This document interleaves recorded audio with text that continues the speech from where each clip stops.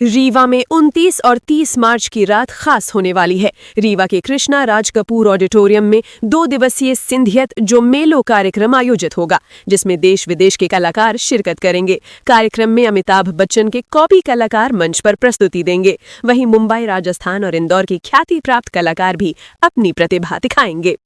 शाम 5 बजे से शुरू होने वाले इस आयोजन में नृत्य, संगीत, कॉमेडी और नाट्य प्रस्तुतियां होंगी, जिसमें सिंधी कॉमेडी नाटक खट्टो मीठो हाजमोलो भी शामिल है।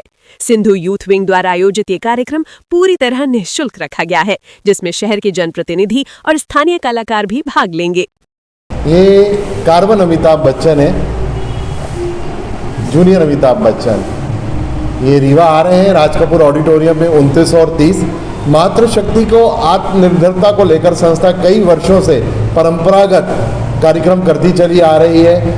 मार्च और अप्रैल माह के बीच में ये कार्यक्रम होते हैं हर साल, जिसमें विभिन्न प्रकार के स्टॉल कई शहरों से माताएं बहनें आती हैं। जबलपुर तक की माताएं बहनें इस स्टॉल में पार्टिसिपेट करती हैं। वो उनके अंदर के जो छुपे हुए टैलेंट्स हैं, हिडन टैलेंट्स हैं, वो स्टॉल के माध्यम से समाज के सामने रखती हैं। और जो अमिताभ बच्चन जी का आना हो रहा है मुंबई से, और मुंबई से और भी कई कलाकार आ रहे हैं। हमारे वर्ल्ड का पहला सिंधी कॉमेडी ग्रुप है गोजमालो करके, वो हस्बैंड वाइफ भी आ रहे हैं। और इसके अलावा नृत्य की संस्थाएं आ रही हैं, नाट्य की संस्था इंदौर से आ रही है। इस प्रकार से काफ़ी सारे कार्यक्रम होंगे 29 और 30 को, जिसमें गीत, संगीत, भक्ति में कार्यक्रम होंगे। एक महीने तक रामनवमी का उत्सव मनाया गया, क्या कार्यक्रम आयोजित किए? जी, 1 महीने तक सिंधु यूथ विंग संस्था ने संकल्प लिया था कि अगर भगवान जी का जन्म उत्सव मार्च में आ रहा है तो एक आम इंसान जन्म उत्सव अपना एक दिन मनाता है, लेकिन भगवान जी का जन्म उत्सव है तो संस्था ने संकल्प लिया था आज से 3 महीने पहले कि पूरा मार्च महीना संस्था जन्म उत्सव भगवान जी का मनाएगी। इसी दरमियान 7, 9 और 11 त्रिदिवसीय फिल्म महोत्सव समदड़िया गोल्ड मल्टीप्लेक्स में संस्था ने रखा था। फिल्म महोत्सव का उद्देश्य था नई रोशनी ले आना समाज में, जो समाज की जो कृतियाँ हैं उनको समाप्त करना, और शिक्षावादी और सामाजिक फिल्में थी जिनका प्रदर्शन किया गया था। वो पहला पड़ाव था संस्था का जन्म उत्सव को लेकर। फिर दूसरा पड़ाव श्री झूलेलाल जयंती और 9 वर्ष के उपलक्ष्य में हेमू कल्याणी चौक में संस्था ने भव्य भंडारा रखा था, जो सुबह 10:30 से चलकर 2 बजे तक निरंतर चलता रहा, जिसमें काफ़ी श्रद्धालुओं ने लाभ लिया भंडारे का। ये संस्था का तीसरा पड़ाव है राज कपूर ऑडिटोरियम में 29 और 30 तारीख को, इतवार और सोमवार को 5 बजे से सभी कार्यक्रम अपने समय पर चालू हो जाएंगे।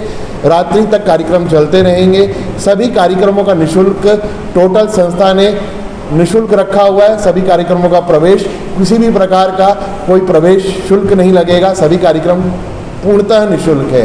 पहले आइए, पहले बैठिए। इस आधार पर seating arrangement Raj Kapoor auditorium AC hall के अंदर रखी गई है। 5 बजे मेले का शुभारंभ होगा और उसके बाद सिंधियत जी शाम करके कार्यक्रम चालू हो जाएगा, जो 8 बजे तक निरंतर चलता रहेगा। 8 बजे के बाद सिंधियत जी गूंज मेला प्रांगण ग्राउंड में स्टॉलों के बीच लाइव म्यूजिकल कार्यक्रम देने आ रही है राजस्थान की 11 सदस्यीय टीम। इसी प्रकार से कार्यक्रम दोनों दिन रहेंगे। देखिए, विभिन्न प्रकार के कार्यक्रम हैं। इन कार्यक्रमों के उद्देश्य बहुत सारे हैं। जैसे हमारे समाज की माताएं बहनें हैं, उनके अंदर छुपे हुए जो टैलेंट्स हैं वो विभिन्न प्रकार के स्टॉल के माध्यम से बाहर आएंगे। उनके अंदर आर्ट क्राफ्ट के अगर कोई टैलेंट्स हैं, उनके अंदर खान पान बनाने को लेकर कोई टैलेंट्स हैं, वो स्टॉल के माध्यम से बाहर आएंगे। एक अच्छे मॉल नुमा शोरूम अपन स्टॉल्स बनाकर देते हैं, जहाँ हमारे समाज की माताओं बहनों को एक गुड फील हो, हेल्दी एटमॉस्फेयर हो, पॉजिटिव वाइब्रेशंस के दरमियान ये सारे स्टॉल्स का प्रदर्शन होता है। इसके अलावा जो धार्मिक, सांस्कृतिक, सामाजिक कार्यक्रम होंगे, इससे समाज में भी काफ़ी सुधार होगा। जैसे इंदौर की टीम आ रही है 8 सदस्यीय, ये सारे IT स्टूडेंट्स हैं। इन्होंने एक रंग सिंधु करके मंच बनाया हुआ है, जिसके माध्यम से विभिन्न शहरों में समय समय पर कार्यक्रम करते हैं। तो इनके जो कार्यक्रम रहते हैं, नाट्य रहते हैं, ये पूरे जीवन के ऊपर रहते हैं, इंसान के जीवन के ऊपर रहते हैं। नाटकों का जो शिष्य है वो है थोड़े की ज़रूरत है। आज जैसे हर इंसान के पास थोड़ा है, लेकिन उसकी वो थोड़ी ज़रूरत कभी पूरी नहीं होती है। तो इसी प्रकार से हर कार्यक्रम में कुछ न कुछ संदेश निकलेगा बाहर। मतलब आप एक सामाजिक कार्यक्रम करने जा रहे हैं, सामाजिक संदेश देने जा रहे हैं कलाकारों के माध्यम से। जी, ये सामाजिक धार्मिक कलाकारों के माध्यम से, हमारी माताओं बहनों के माध्यम से, कई माध्यमों से ये सारे कार्यक्रम संपन्न होंगे।